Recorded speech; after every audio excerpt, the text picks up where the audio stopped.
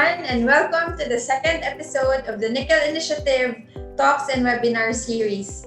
Thank you for tuning in today and joining us in another insightful dialogue on trends, best practices, and developments in the nickel mining industry. I am your host for today, Charmaine Olea Kapili, and I'm excited to start our discussion today.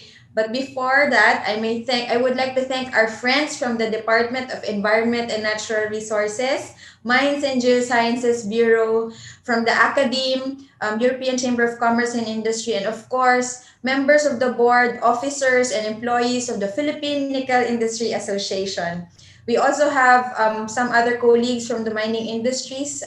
Thank you for joining us today. So we have a great audience today. So I think we have more than 80 participants that are logged in our webinar today. So thank you for each and everyone for joining us today.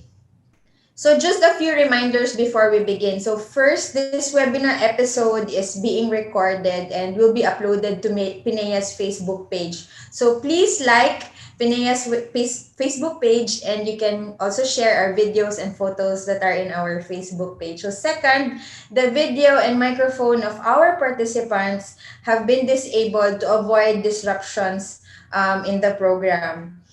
Third, we encourage you to participate in the discussion by sending in your comments at the Q&A button. So send in your reactions, feedback to the conversation, and you can ask your questions, what you want our resource persons, and we can answer that today. So we will try to discuss and answer all of them during the open forum. So we hope you can stay with us until the next 1 hour and a half. So let us now move on in our program proper. So the Nickel Initiative Talks and Webinars episode for today focuses on progressive rehabilitation and environment programs during the pandemic. So despite the lockdown, the mining operations still continued to work hard. Aside from supporting or giving support to the communities during the pandemic, we still continued to do our environment programs in our respective mine sites. So essentially, this is what we did for the first 2 quarters of the year. So that's June to August. Okay. And then PNIA members also endeavored to sustain the momentum of our Environment Protection Program and Enhancement Programs, or EPEP. So most especially the ongoing progressive rehabilitation efforts. Joining us this morning, before I introduce our speaker, we were joking before we started. We realized that today kasi uso yung mga plantito, plantita. So, yung mining industry, sila yung parang naging uso na sa plantito and plantita. And then, we have a sample of our progressive rehabilitation here. Anyway, so we have been doing all these things in the mine site. So, joining us this morning is also a plantito because he's one of the he's the president of the Philippine Nickel Industry Association. He will tell us more about the status of the EPEP. So, ladies and gentlemen, allow me to welcome Attorney Dante Bravo. Thank you, Cha, for the introduction. Good morning, sir. Good morning, everyone. I'm grateful to all of you for joining today's episode of Nickel Initiative Talks and Webinars, particularly kay Yusek Jim Sampulna, sa taga-MGB na nandyan, joining us in other offices of the DNR and of the DNR, and our colleagues in the industry and some participants out there. So some of you are probably in their offices, some are at home, wherever you are right now. I hope and pray that you and your family are in good health. Sir, can you turn off? I turn on. Ay, sorry. Alam mo, talo ako siguro ng mga anak, talo ko ng anak natin. Practice pa. This is my second time to do this. The first time was last Wednesday. Pasensya na po. Magandang umaga po ulit. Good morning, sir. Yeah. So the topic this morning is a subject matter that is very important to us. I have always said this in many conversations with colleagues and partners, that miners are stewards of the earth. So, our responsibility is environmental stewardship. Our commitment to protect the environment goes beyond regulatory mandates. It is a duty that we will uphold for the benefit of our partner communities and for the future generations who will inherit a healthy ecosystem. So today, please allow me to share developments on the environmental protection and enhancement programs for EPEP of PNIA members. Since the beginning of 2020, we ensured that the momentum of our programs are sustained despite the slowdown due to the pandemic, and I will also share the status of our progressive rehabilitation programs. Um, PNIA members have always been dedicated in delivering results under the EPEP. As you know, mining companies are mandated under the Philippine mining law to allocate a budget which is minimum of 3% to 5% of the direct mining cost, direct operating cost. So that's a minimum. Sometimes we go up to 10, 12% depending on the requirements. And there's also the final mine rehabilitation, which is separate from the EPEP, the annual program for environmental protection. PNIA members for this year is going to spend probably around 400 million pesos, but to date we have invested 202 million pesos already. So on the average, every year we're spending more than 400 or between 400 to 500 million pesos on environmental protections.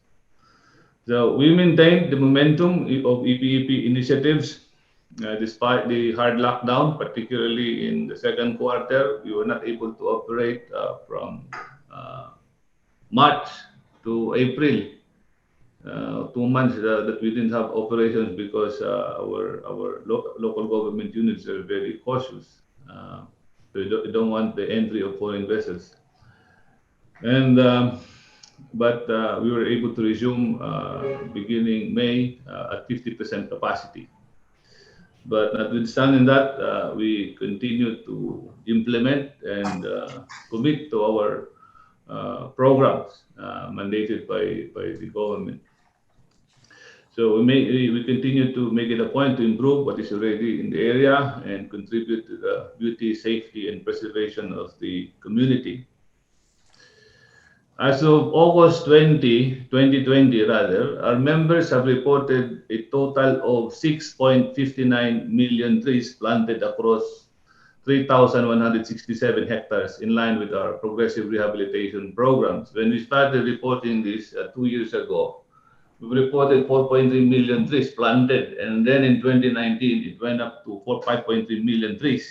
This time, from January to August, we have planted more than 800,000 trees across 322 hectares. So every year we're planting, among PNIA members lang, we're planting about 1 million trees every year.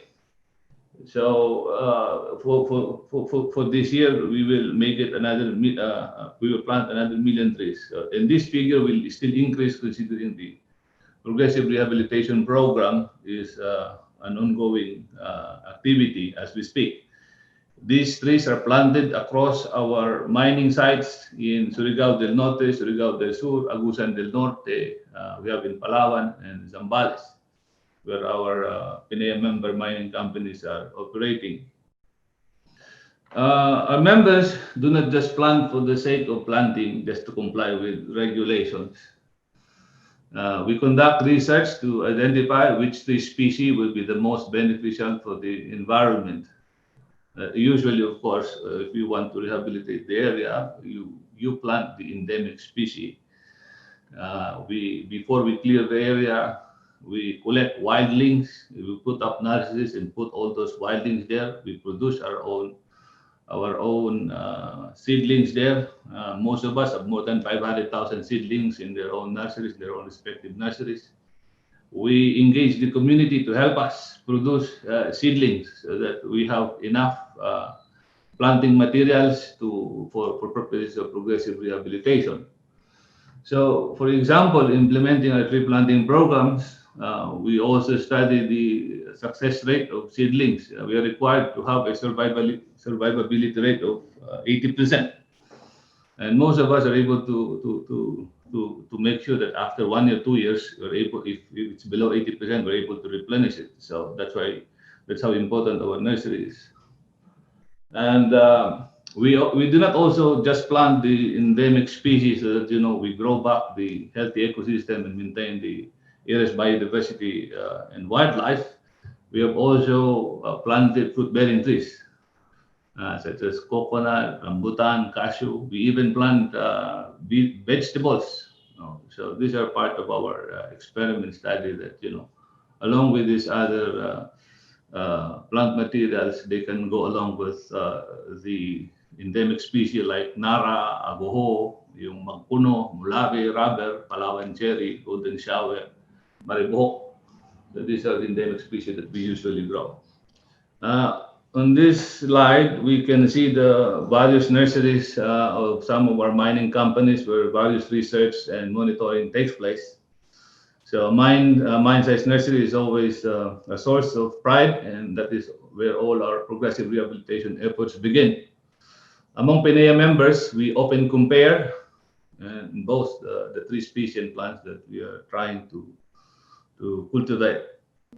Aside from conducting programs mandated by law, our members also continuously conduct various environmental programs for the benefit of our host communities. We have this bamboo program. We started discussing this bamboo program, bamboo planting, about 2 years ago. But in our respective mine sites, most of us are planting, bamboos in riverbanks for erosion control purposes. But when we started talking about this bamboo program 2 years ago, but last year we were able to plant 23,000 seedlings. This year, another 23,000 seedlings for about a total of 100 hectares already. But last June, the MGB issued an order mandating our mining companies to plant bamboos. And we have committed about 305 hectares for 2020. We believe this bamboo program is going to help in the progressive rehabilitation. We just have to make adjustments in our ECC or other environmental programs because this is the first time that we will have to introduce it. But this one is very good because in our previous presentation, this bamboo industry worldwide is a $60 billion industry. China, which is the leader in bamboo propagation, I think has about 7 million hectares. In our country, we have 300,000 square kilometers of area, 30 million hectares, but our bamboo, I think, is less than 100,000, about 50,000 hectares only. So the mining companies, the mining concessions are being asked to lead in this bamboo program because they have the hectareage. And as I understand it from the order, 20% of the mined area will have to be dedicated on bamboo propagation. And they believe that this bamboo program will be beneficial, particularly to the communities, because bamboo can grow for a period of 100, 120 years. It can be harvested within a period of 5 years. And every year, 20% of what has been grown can be harvested every year.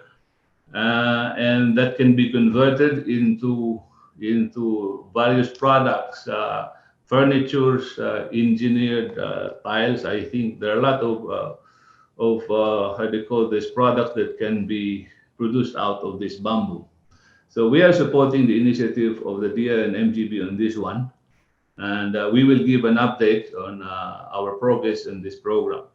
And also, when we plan our environmental programs for the year, we take time to discuss and consult with representatives of the local communities and local government. We have this multi-partite monitoring team supervised by our MRFC. So this, as you know, these two committees, these two teams, they monitor and they recommend and actions, and then they approve the environmental programs of the mining companies every year. And this is a multi-party, as you know, represented by the MGB, by the EMB. We have the Centro, and Penro there. We have the NGO, we have the religious sector, of course, representatives from the municipality to make sure that it's not just the mine rehabilitation program that is focused. There are other environmental programs that we have to do, like the mangrove plantation to protect the coastal areas where we operate, to clean up our rivers. So these are some of the programs that are being discussed in these two committees, and we adhere to that. And we're happy that we are participating in all of these activities, and we're happy to report that 17 coastal cleanups have been conducted as of January to August of this year in Surigao del Sur and Surigao del Norte, Zambales, and Palawan. Even though these coasts are far away from our mine site, we see this actually as another way we can give back to our local community. So far, that's what we can share with you. I'm happy that we have this online program to be able to continue our IEC, and I'm happy that Yusik Jim Sampulna and the MGB team are here with us today to listen to our updates. That we continue. We are very committed to our obligation towards environmental stewardship and intergenerational responsibility as mandated by our Philippine mining law.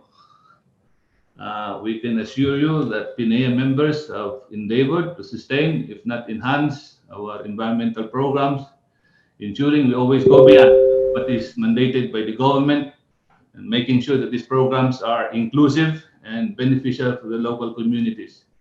We remain steadfast in our dedication to environment rehabilitation and enhancement programs, even during the pandemic, and we'll continue with rehabilitating as we operate.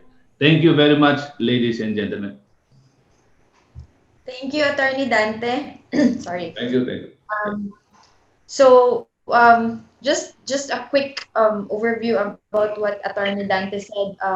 Technically, as of now, the Philippine members of the Philippine nickel industry have planted 6.59 million trees across 3,100 hectares just for until quarter 2 of 2020. So every year, I think we've noticed since we've started monitoring and reporting performances of our members. We started consolidating these reports from 2018.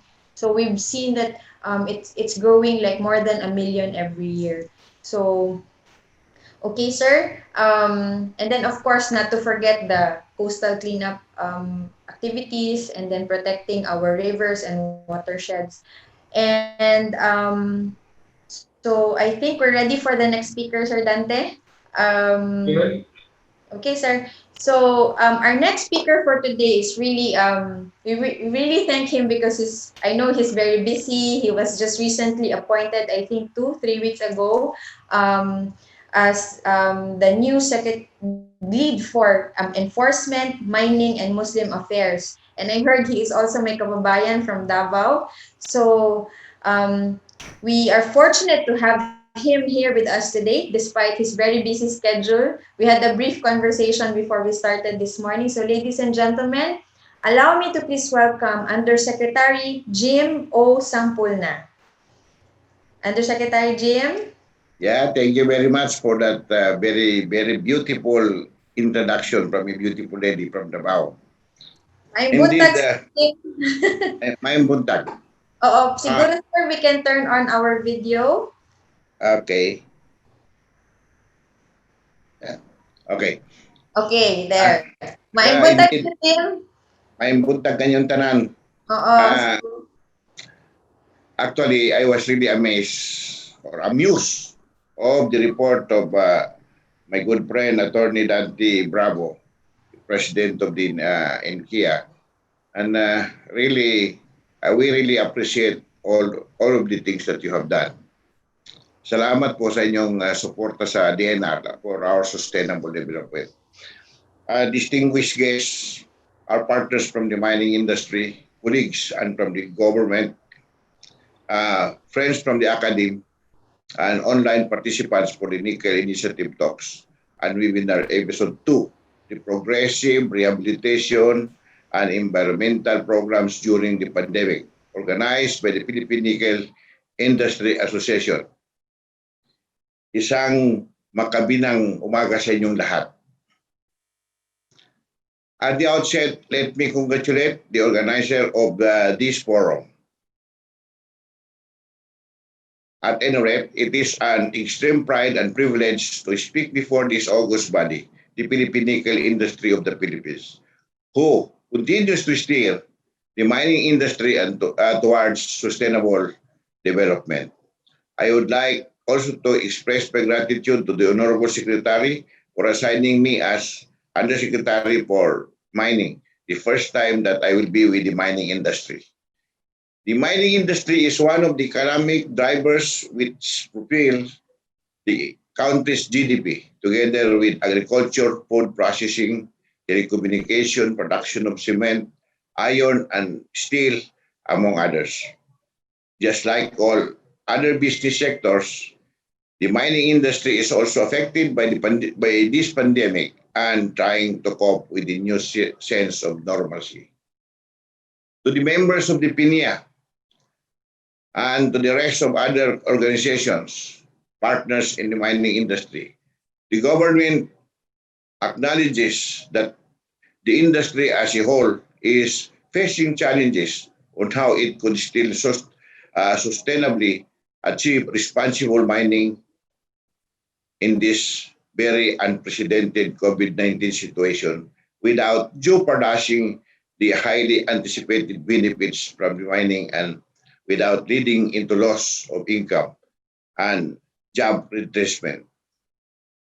The low supply of mineral commodities and etc. However, despite the setback and challenges, we believe in your resilience, determination, and strength. We are hopeful and confident that the implementation of our respective work and programs for safety and health of the workforce, environmental management, and social development, which are mandated by our government, is still in place and is flexible with our current situation. With this presentation, allow us to showcase some of the country's finest with regards to the best practices in the implementation of progressive rehabilitation and the bamboo development program of the DNR. On this slide, it defines progressive rehabilitation, which is defined as a cost-effective engineering and biological measures of rehabilitating mined out areas during utilization stage in accordance to the approved post-mining land use.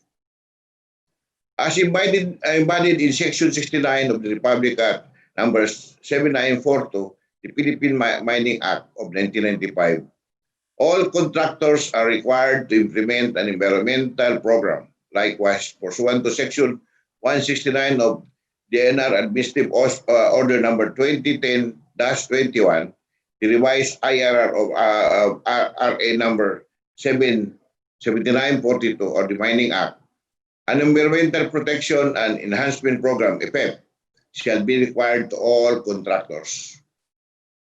The EPEP provides the description of the expected and considered acceptable impact of the mine and sets out the life of mine environmental protection and enhancement strategies based on the best practice in environmental management and mining operation. As of October 2020, the total EPEP commitment of all operating mines in the Philippines is 25 billion 246 million 947,647.87 for metallic mines, 50 non-metallic mines, 57. DPEP cost shall be used in the implementation of the activities stated in the approved FF. The succeeding slides present the notable accomplishment of certain mining companies with regards to the implementation of its progressive rehabilitation through its FF. Rio Tuba Nickel Corporation, located in Rio Tuba, Batarasa, Palawan, was always been exemplifying the best practices in progressive rehabilitation of its mine out areas. On this slide, we can see the series of progressive rehabilitation activities in the mine out areas of Rio Tuba towards its final land use. As we can notice, after a decade of progressive rehabilitation from 2008 to 2018, about 10 years, the mine out area was revegetated coupled with engineering intervention into a self-sustaining ecosystem conducive for biodiversity and surrounding communities. It is also a recipient of the ASEAN Mineral Award for Best Practice in Mineral Mining in 2017. Hence, bringing pride for the Philippines for its best practice in mineral mining bestowed by Association of Southeast Asian Nation in the first ASEAN Mineral Award. The said award is a proof that responsible mining do really exist in the country, and that it's not only Rio Tuba who can do it. It can be done by other mining companies. Next. Another pride that put once again the Philippines in the spotlight with regards to the ASEAN Mineral Award is the Coral Bay Nickel Corporation. This mineral processing plant is adjacent to the Rio Tuba also, and also a recipient of the recent second ASEAN Mineral Award for Best Practices in Sustainable Mineral Development on Metallic and Mineral Processing category in 2019. We have also successfully showing the commissioning and rehabilitation activities of the previous tailing storage facilities through progressive rehabilitation from 2008 to 2017. They said the commission TSF, now an IEC or ecotourism area that houses an arboretum, agroforestry system, a vegetable garden, backyard poultry, goat production, and mushroom production.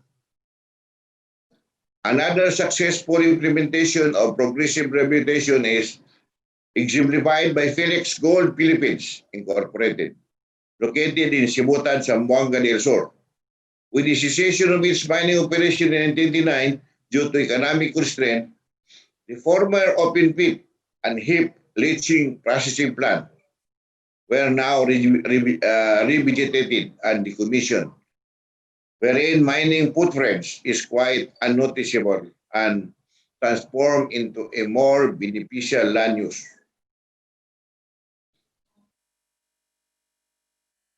The succeeding slide features the progressive rehabilitation undertaken by PNIA members. Congratulations. First, we have the Platinum Group Metals Corporation located in Claver, Surigao del Sur. I think we have to visit this. This slide shows the transformation of a 5-hectare mine out area, the CAGA 2, Block 20, into a view deck area through progressive rehabilitation by employing slope stabilization technology and planting of native species such as bangkuno, maribuhok, bitanghol, etc. Other commendable implementation of progressive rehabilitation by PNIA members were also practiced by Carrascal Nickel Corporation. The CTF Construction and Mining Corporation, Berong Nickel Corporation, Agata Mining Venture Incorporated, the Platinum Group Metals Corporation, and Mark Venture Mining and Development Corporation, which are located in Caraga region and Palawan respectively. The young companies of PNIA are continually bringing innovation in terms of the implementation of its environmental activities through its FF, namely agroforestry system by CMDC and CTF, coastal cleanup by Zambales Diversified Metal Corporation, mangrove plantation, wow, establishment by CNC, employment of local in nursery management by CMDC, and intercropping bamboo with forestry species by MMDC. Beautiful. On June 11, 2020, the Mines and Geosciences Bureau issued a memorandum regarding the establishment of bamboo plantation in contract mine areas of contractors, permit holders, or permitters. The said initiative is pursuant to the new instruction of the DNR regarding the commitment to the bamboo plantation program of the mining sector in line with recovery of economic post-COVID-19. It is noted that mining sector will commit 14,420 hectares of bamboo plantation across the country, which is equivalent to the 20% of the total hectares final mining area of 72,103 hectares.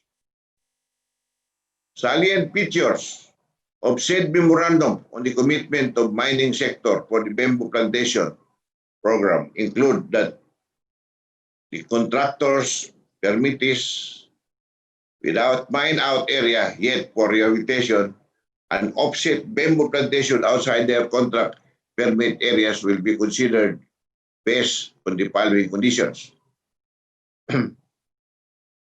The offset bamboo plantation shall be covered with a memorandum of agreement by and between the mining company concerned and private landowners, people's organizations in order to ensure that mining companies will monitor the growth of bamboo species planted with corresponding appropriate measures implemented, and the offset bamboo plantation area shall not be covered by existing expanded or the expanded national greening program or the ENGP or any project program to the DNR or any non-government organization.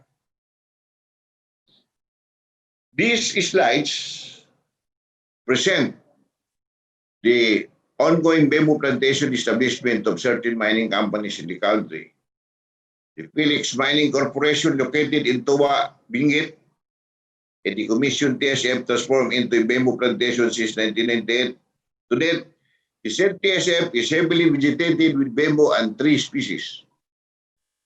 Another company is the Rio Tuba Nickel Mining Corporation.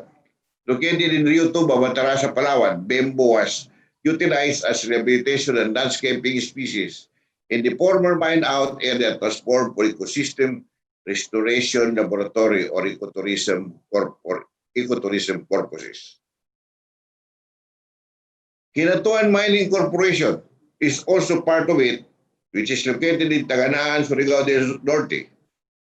Bamboo was utilized as part of the progressive rehabilitation and temporary revisitation program pursuant to DAO 2018-19 in RE, guidelines for additional environmental measure for operating surface metallic mines, that is for nickel.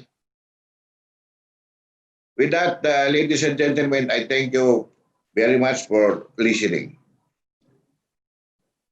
Daghang salamat, Kisek Jim, and thank you for that very good presentation. I think it's also very good to note that from the members of the Philippine nickel industry, we can really see that how progressive rehabilitation is being done by the entire mining industry. So before we use the Q&A, may I call our other speaker, Ante Bravo.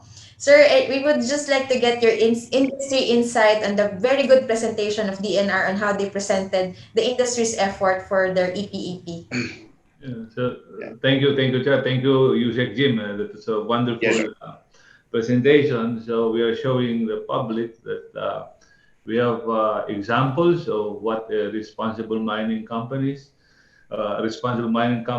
what is progressive rehabilitation, how we can restore back to its original condition the areas that have been mined out, and that we are drawing inspiration from these mining companies like PHILEX Mining, who has been there for more than 60 years, and Nicolasia, particularly Rio has been operating since the 70s, and they have showed us the best practices that we can emulate and even improve.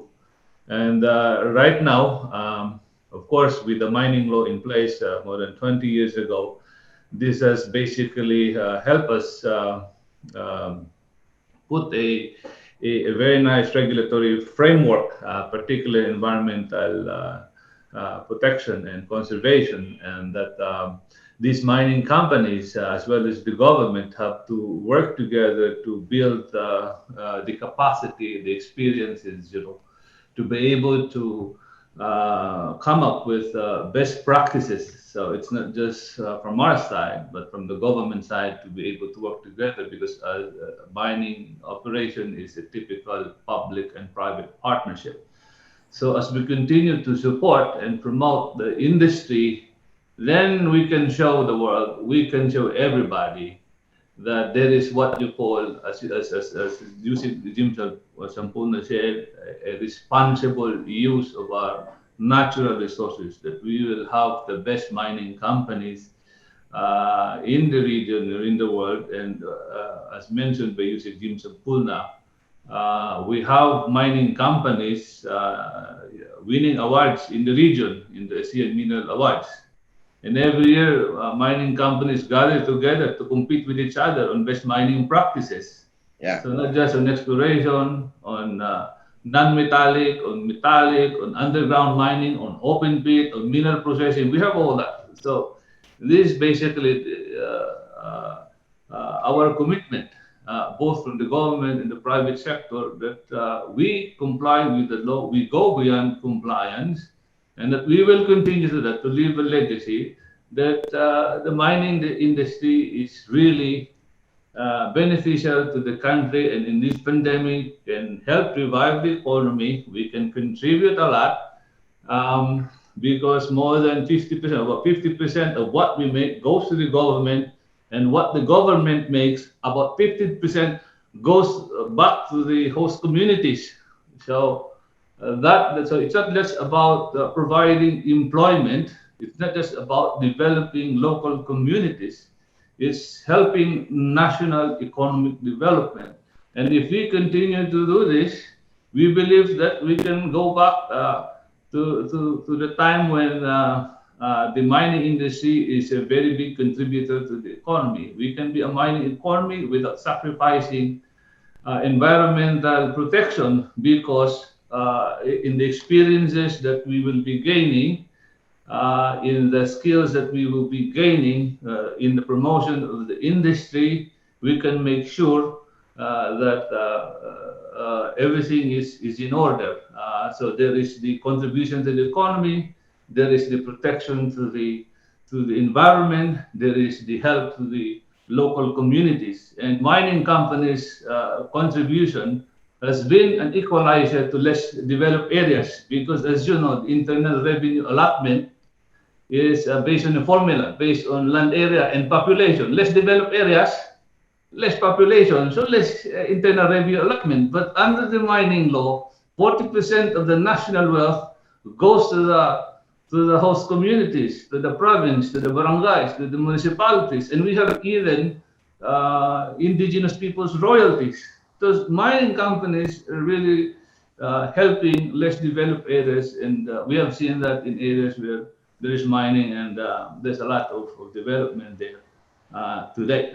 So I'm very happy with the presentation of Yusuf Jim Sampuna, that mining companies that have been there have very good experience, are able to show us that there's nothing to fear about disturbance because that can be rehabilitated.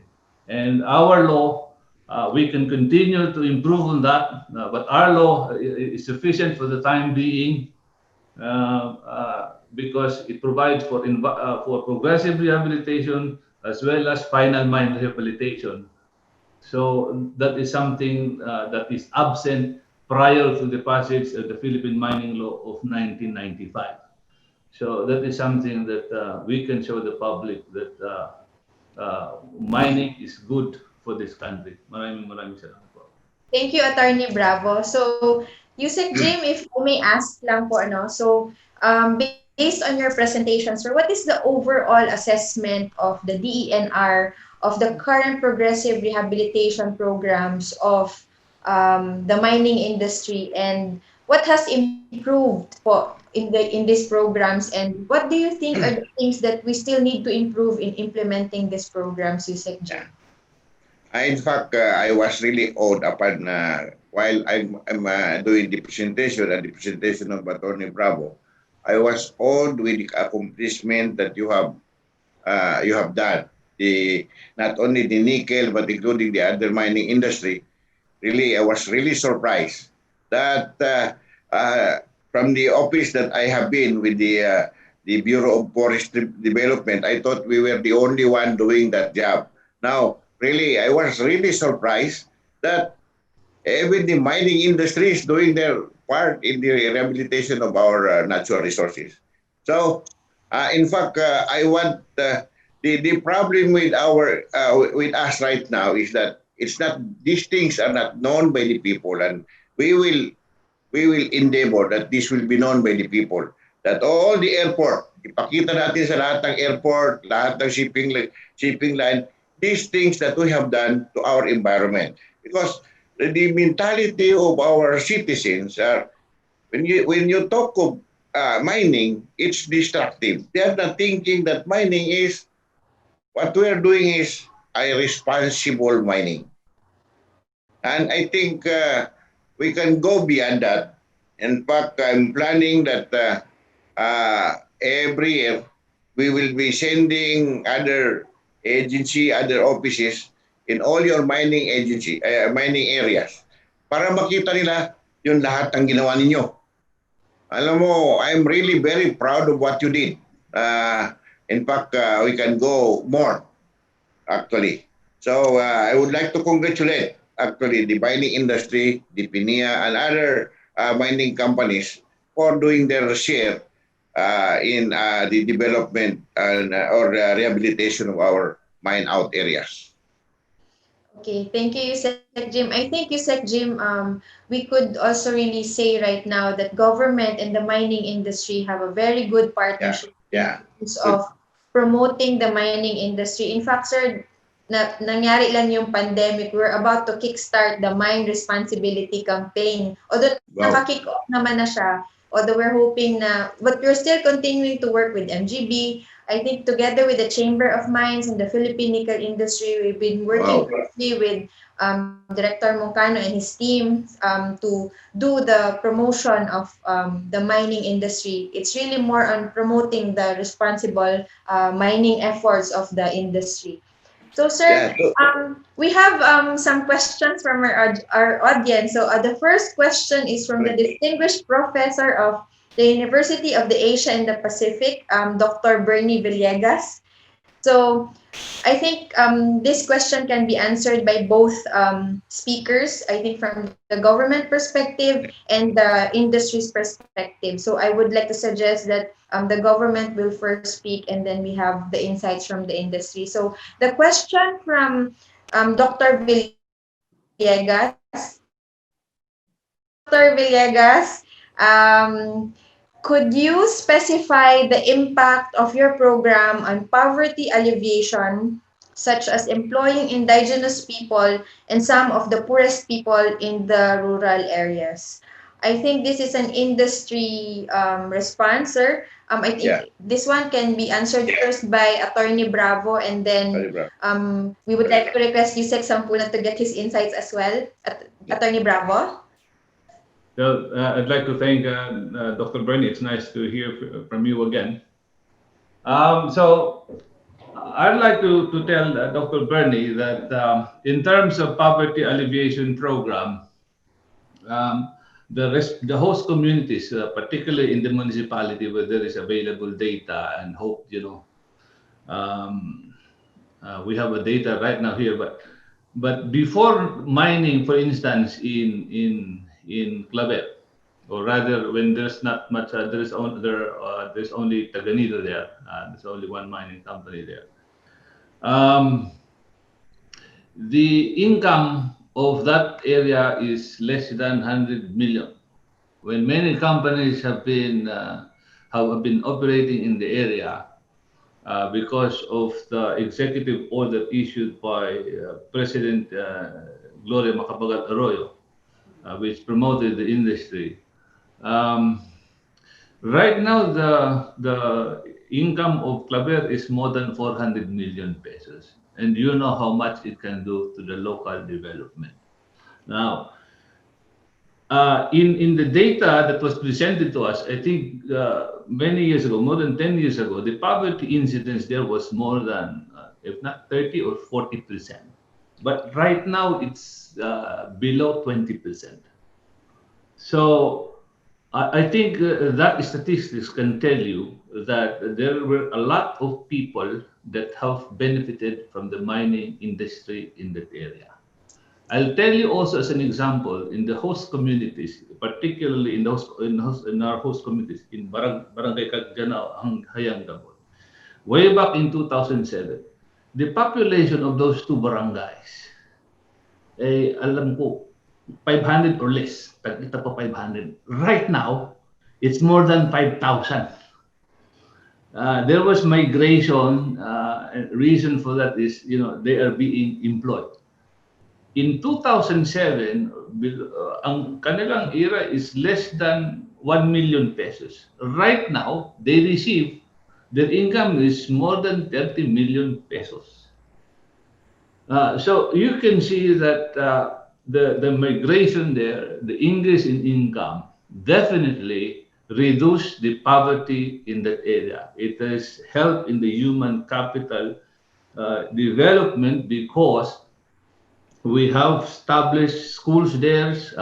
Even the Hadikodes, even the children there are able to to to go there, coming from migrants and the employees of these mining companies.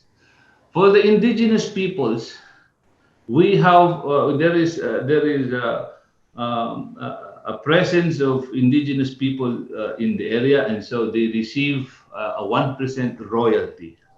And so far, in so far as our mining companies, we have paid a lot of royalties to these indigenous people, and that this we're able to reduce the poverty incidence in that area because of the royalties they can now buy the basic necessities, food, kasi sa kanila noon ang kanilang wood cutting lang sa kanila, at saka kung minsan fishing. Ngayon, with the money, they can buy clothing, food, they can put up their own houses. They have now transport, they have now even tribal halls, they have now houses, they now go to schools, they have now toilets. And sa ngayon, most of them are employed in our companies, in our respective mining companies, sa environmental programs, sa stockpile management, samplers, and some of them are even facilitators in our IECs.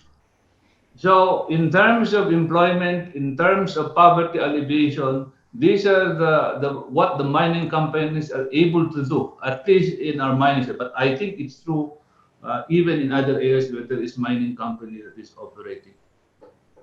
Okay, sir. Thank you, Attorney Bravo. I think just to also add, sir, with because I've also been visiting the mine sites, and we can really see that people, we do livelihood trainings for them, because for example, for the SDMP programs, we implement livelihood programs in the community aside from implementing health, education, public infrastructure programs. So I think, sir, this is also connected to the question of one of our colleagues in the industry. I think this is a question for, anyway, sir, use example na, sir. Any insights from the respond of the industry on this, sir? Yeah.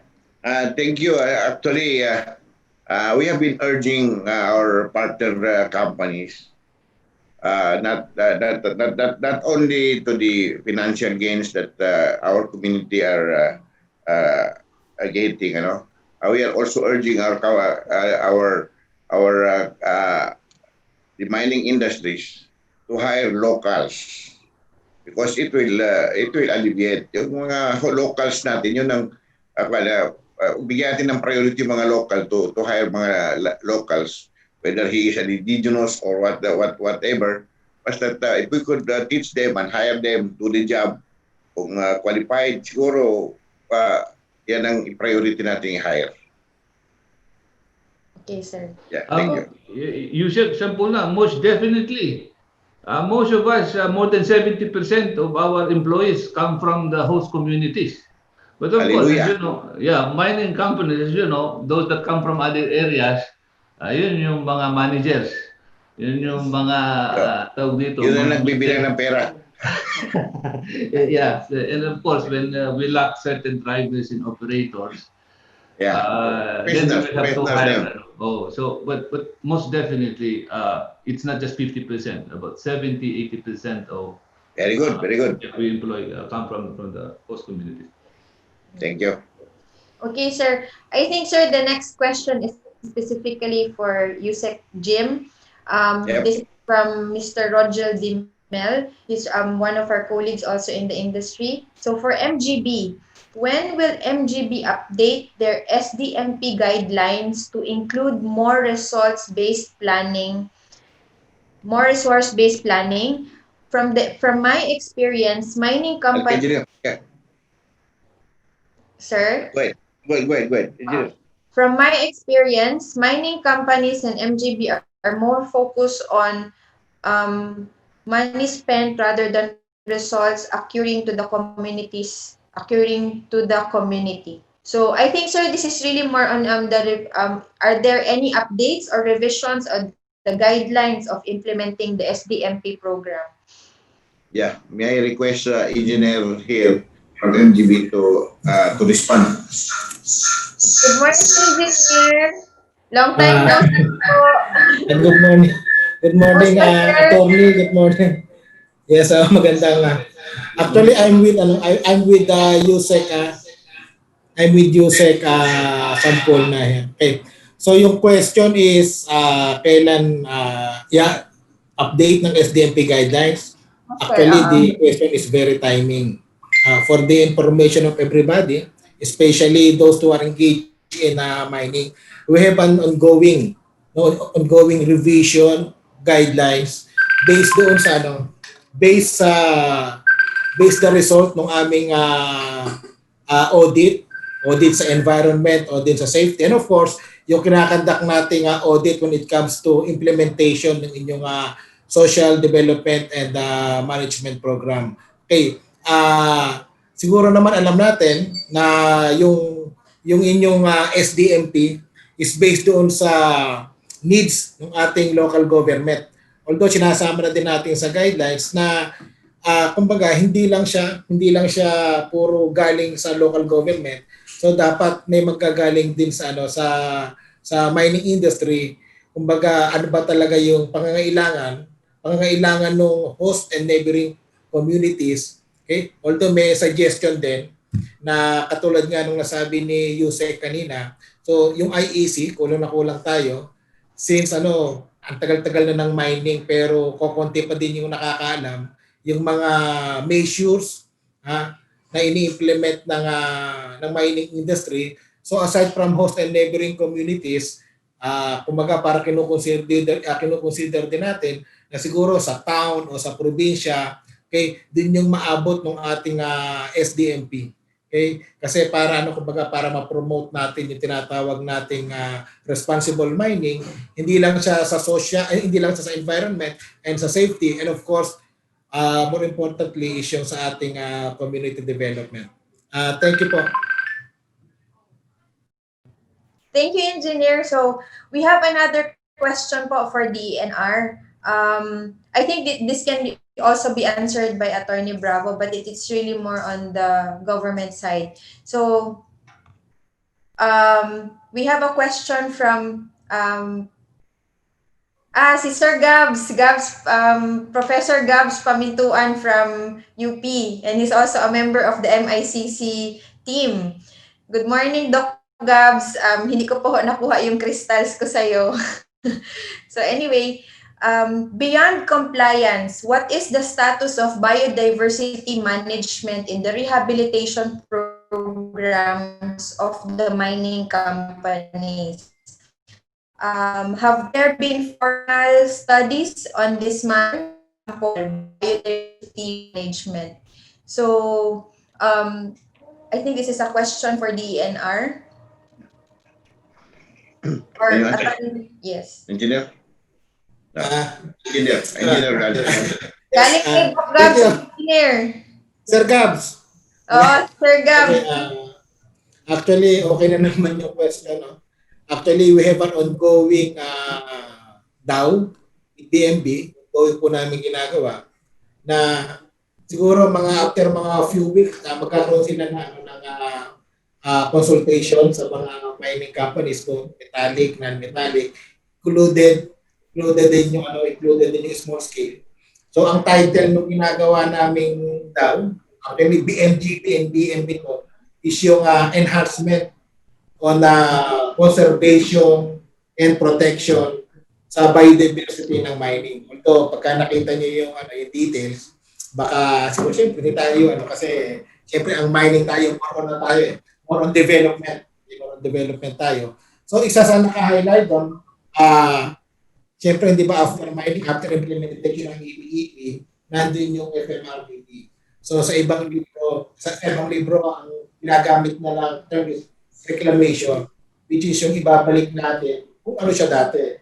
Well, syempre, hindi naman natin talaga siya may ibabalik. Kung ang term na ginagamit natin is rehabilitation. So, para daw makatulong sa FMRP na ginagawa natin, isa sa section na nalagay doon, mag-aalat ka ng certain percentage na hindi mo siya gagalawin. I think parang 15% ng MPSA mo. Hindi mo siya gagalawin, iaalat mo siya for biodiversity para daw kapag nagkahanda ka ng rehabilitation, para makita mo ano ba siya noon after 25 years or more, ito pa rin siya ngayon. Kumbaga parang ibabalik mo yung kung ano yung biodiversity niya dati after ng mining operation. Kumbaga parang sa mga mining industry, papatunayan natin na yung sinasabi natin na mining is temporary land use. No, after nating magmina, para walang nangyari, parang walang nangyari sa ganyan. So, na-presenta siya sa MGB, kumbaga parang okay na siya. So, ang kulang na sa kanya is yung consultation. Na ang title na siya is yung protection and conservation of biodiversity in mining operation. Thank you. Okay. Thank you, Charmaine. Thank you, sir. So, sir, they are also asking for the insight of the industry through Attorney Bravo regarding the SDMP guidelines or the updates on the SDMP guidelines and how we spend our budget for the SDMP. So, insights, sir, from Attorney Bravo for the industry. Yung SDMP naman natin, we believe that we continue Sustainable Development Management. Yung Social Development Management Program, this is 1.5% of our direct operating costs. Maraming adjustments na nangyari dyan. Dati doon siya pag-craft ng program for the year. Nawala na yung technical working group. But this, representative of host enabling communities, represented by nandyan yan, yung host barangays, yung municipality, and then yung municipal planning, municipal health, yung DSWD, nandyan yung religious sector. All of these are involved in the planning of the social development and management program. Nung una, for lack of experience, na ito ay siyempre we were able to improve and better our practices as we gain experience and knowledge. Ang naging focus nung una ko anong immediate needs. Infrastructure, kailangan nila ng evacuation center, kailangan nila ng public market stool, kailangan nila ng toilets, kailangan nila ng kalsada, kailangan nila nung pag-repair ng mga schools o magdagdag ng mga school buildings, pag-provide ng mga subsidies so yung infra, tapos yung mga subsidies sa mga teachers, subsidies sa ibang empleyado ng barangay, just to attend to the immediate needs of the host communities. And then nabago yung programa years later para i-involve naman ang ibang mining barangays, yung non-mining barangays. So there's an allocation to SDMP. And then when nung nabago ang SDMP, that not just to benefit the host mining barangays, to also benefit other non-mining barangays, nabago din yung distribution which is less of infrastructure but more of livelihood initiatives. So marami nang na-launch ng mga livelihood initiatives, pag-establish ng people's organization para kahit wala na yung mina, the idea is that they can be self-reliant. Nung nangyari itong COVID-19, nagkaroon ng adjustment din ng MGB, yung tungkol sa food security programs. Na-realign yung budget natin doon to ensure na makatulong tayo sa mga tao sa relief operations, sa kanilang health requirements, sa mga PPE, sa mga rapid test, sa mga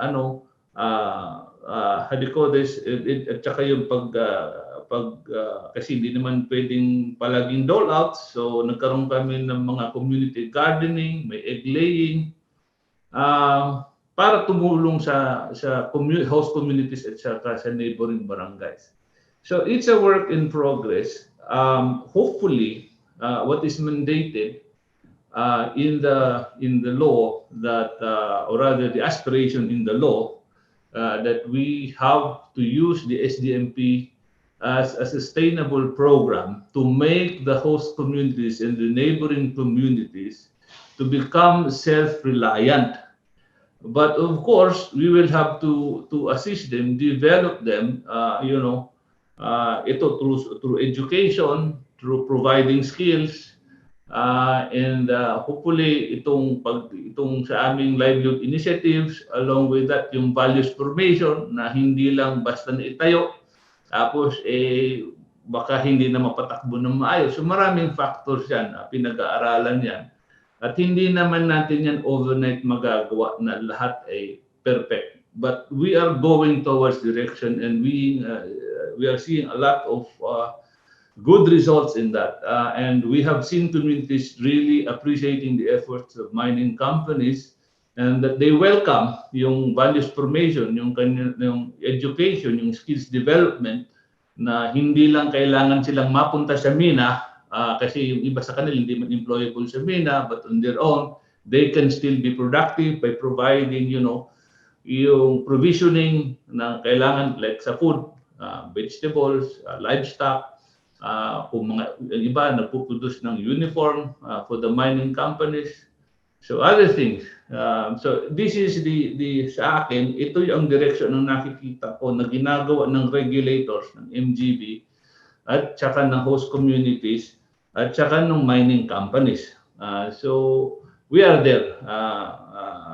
Pag patuloy ang ating IEC, lalong maraming makakalam at malalaman kung ano ang resulta ng SDMP na ito coming from the mining companies. Thank you, Attorney Bravo. I think we have, before I go, I also have my questions for our panelists, but we will accommodate one more question from Now, our... addition to the explanation of Attorney Bravo, actually, for the information of the body, we have a commitment of 25 billion for SDMP. And for this, as to date, we have 9,397 million already.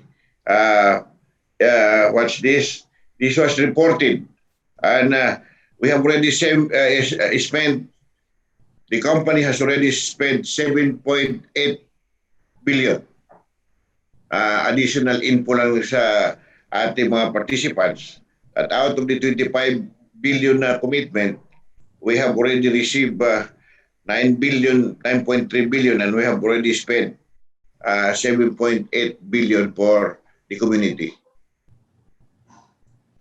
So that's a big amount of money, and I think it's enough to really make our communities resilient to become independent after mine life. So definitely they can be on their own after the mining operations will be over. So I think that's really the goal of the SDMP, to make them independent, to make them resilient. So, sir, we have another question. So,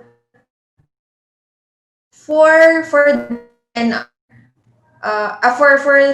Attorney Bravo and the DNR, this is how do you monitor plant areas that are these planted areas? How do you monitor it? So, Attorney Bravo, for the mining industry, how do we do monitoring, sir, for the planted areas? We have our own in-house monitoring, so our forester will monitor that. Meron tayong MMT, kung ano man yung accomplishments natin, namomonitor naman nila, and kung ano man ang kailangang actions na gawin, namomonitor yan. Merong mga geotagging na ginagawa to identify those areas. Merong accomplishment reports na sinasubmit tungkol doon sa mga na plant na mga natanim na yun. So that's how we monitor it.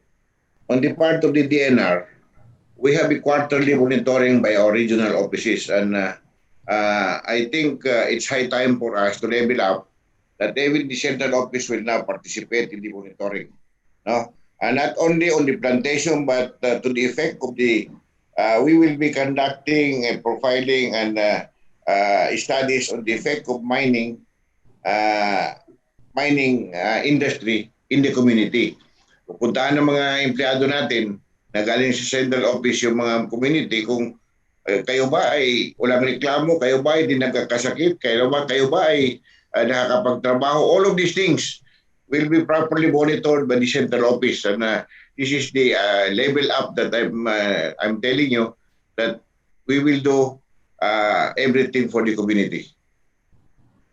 So, Yusek Jim, I know you just assumed your position as one of the lead for the mining sector. Sir, are there any plans or new policies that you want to implement to further, strengthen the relationship or develop the mining industry? Are there any plans, sir? Actually, I have many plans in my mind right now, but we will put that in writing. Marami tayong, there are many things that we could do together. You know, without our partner companies, we cannot do mining industry a responsible one. So, marami tayong dapat na partnership na gagawin. And I do not, at this point in time, my mind is still thinking, maraming pa masyadong mga plano dyan. And I'm going to inform our MGB partners about it. Kung tamang iniisip ko, then we will do it. Sir, when you first assumed office, sir, ano po talaga yung first thing in mind na gusto nyo i-implement for the industry? Yes. Number one is, sabi ko nga, monitoring natin, at saka yung, one thing wrong, not wrong, but short natin, what shortcoming natin is we know what are our accomplishment, but the people does not know it.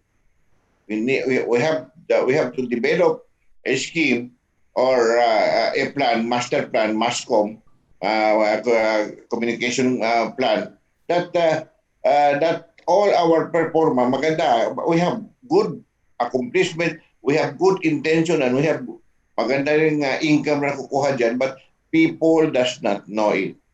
That's the problem. Tayo lang nagkakasabi, para ba yung may anak ka na maganda, ikaw lang nagsasabi na maganda ka anak, pero di naman sinasabi ng ibang mga tao na magandang anak ko. Ganon. Okay. So, for Attorney Bravo, sir, any insight from the industry with regards to the plans of USEC Jim? Actually, USEC Jim, we are really in parallel with your ideas because we in the Philippine nickel industry, of course, we work together with the Chamber of Mines. We really want to showcase the good has been done by the nickel mining industry. Things that were not communicated before. These are the things that we are communicating to the public right now. In fact, sir, just to let you know, sir, we've reached until Europe. We last year we joined the International Nickel Study Group Conference, and we highlighted what has been done by the nickel industry, our partnership with the Electronic Vehicles Association. So among these things, sir, maybe if we'll have an opportunity, we can have a courtesy call with you just to present to you things that we have been doing and things that we can do together. So, Yeah. Attorney All me. Bravo, sir, any inputs, additional inputs for the beautiful plans of USEC Sampulna for the mining industry? That's right. We are happy with the efforts of the MGB since last year to promote the industry, to try to change the negative perception. And right now, I think there is a talk about allocating a portion of our SDMP on how to improve the IEC. So whatever is needed to be able to promote the industry, to give more information, to be more transparent of what is happening to industry, its contribution, and how it can be improved. We will definitely support that. And in our own way, like this, we're doing the webinar to help the government also know that the accomplishments of the industry, to inform the people about the industry, because it is necessary. This is a common issue worldwide. There is a negative perception about the industry, and we have to do our part. We have not done this for a long time. Improving on the IEC. We just focus the IEC on the host communities, but not outside of the host communities. So I'm happy that we are one with MGB, the Chamber of Mines, and other mining companies to really inform the public of what's the state of the mining industry and the fears of the people about the mining industry. So we are there. We are there. Actually, sir, we're really flooded with a lot of questions, but we're limited. We're limited with the time. For those who are requesting for the copies of the presentation, we will be posting it in our PNIA website.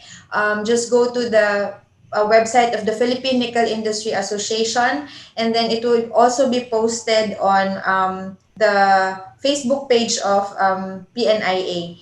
And then this webinar will also be posted in PNIA Facebook page and website. So I think I have another question for Attorney Bravo. Sir, are there any challenges right now, or how do we sustain our environmental efforts in the mine site? Given that there's pandemic and even prior to the pandemic, how do we sustain these efforts, and are we encountering some challenges? Anyway, I'll try to simplify your question, or and try to answer it in a different light. Challenges, of course, this pandemic remains a challenge because it's affecting mobility of our people, the supplies, the movement of our equipment. there's always the fear that there might be a localized lockdown and all that, and that's going to be catastrophic for some of us if it's in the peak of our operations, because we will be vulnerable to demurrage, and that's going to be really very costly. It's going to be really painful. So that's a challenge. The other challenge is, of course, the market conditions. The market conditions, as this pandemic continues to be there, is going to affect all of us, not just here in the Philippines, but outside the Philippines. And so the demand there is dependent on, the economic activity. Of course, if we will have policies all over the world supporting, demand to really, how they call this, prop up the demand. Of course, there are actions by the government, central banks to loosen monetary policy, but there's still that, slowing demand probably as this pandemic continues. So that may affect our market. The other challenge is, of course, right now, from a regulatory standpoint, there's still pending issues like the EO 79, I mean the moratorium, but we're happy with the statement of the Secretary of Finance that we need to revive the mining industry. So hopefully that moratorium will be lifted. The other is the open pit ban. Hopefully that will also be lifted. So these are two things that need to be addressed to be sure, to make sure that we will continue in this effort to promote the industry and to be able to help the economy. So insofar as the environmental aspect is concerned, as long as we continue to operate, of course, we will continue to comply with that. In our areas, since there is no transmission, we are able to, how do you call this, to fully comply. You said comply even beyond what is required of us. We have engaged the community to help us in environmental programs. We're able to buy new equipment to make sure that our mitigating measures are put in place. And we're able to submit all the reports. We're able to help the government monitor, hindi by online, on the field, kasi hindi naman sila hindered to go to our mine site because there's no one. So, but of course, kung merong local transmission, that will be a challenge. But doon sa amin naman, since we employ local people, we can continue to maintain our settling ponds.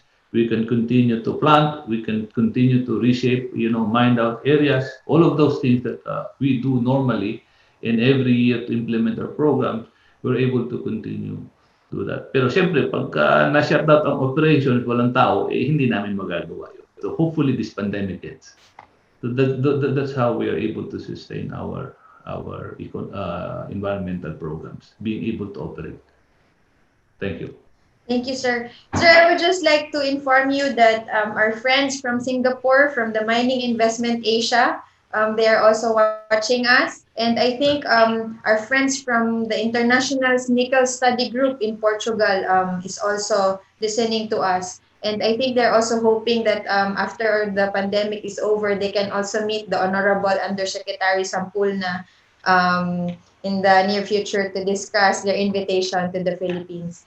So, sir, I would just like to, before we close this episode for today, I would just like to ask our your final word or your final message for our participants for today. I think we can start with Attorney Bravo, sir. All right. Thank you, Cha. So again, I'd like to thank Yusik Jim Sampulna, the MGB, and all the other officers and employees of the DNR. I would like also to thank the good Secretary Roy Simato for really supporting our industry, for continuing to have a dialogue with us, and for making sure that the mining companies would do the right thing. So we're happy with the support of good Secretary. We're also happy. We're also thankful for all the participants and for those who gave questions so that we can enlighten them on what we're doing. And we hope to be able to host again another series, and that they would attend so that we can share insights, we can share ideas uh, to promote the industry. So maraming salamat sa inyong lahat. I hope and pray that all of you will be safe and will have a good day ahead. Thank you. Okay.